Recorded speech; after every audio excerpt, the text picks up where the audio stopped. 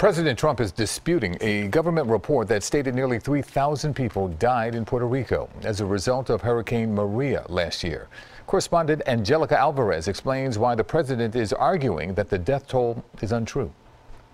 I think that Puerto Rico was an incredible, unsung success. President Trump continues to defend his administration's response to Hurricane Maria, which devastated Puerto Rico last year. This morning, he tweeted, 3,000 people did not die in the two hurricanes that hit Puerto Rico.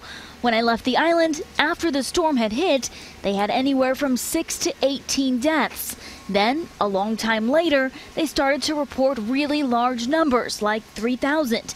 This was done by the Democrats in order to make me look as bad as possible. The president is blaming Democrats for the Puerto Rico death toll. He says the death toll is not accurate. What do you make of that? I don't know anything about that. A government-commissioned report estimates nearly 3,000 people died in Puerto Rico 6 months after Maria's impact.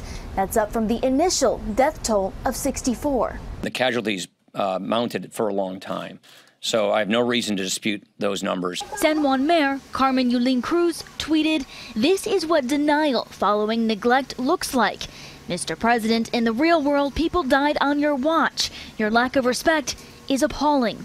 If the president thinks that losing 3,000 lives on his watch is a success, I hate to think what he considers a failure. FEMA admits it was unprepared for Maria's destruction, but says it has learned lessons that will help with future storms like Florence. Angelica Alvarez, CBS 3 Eyewitness News.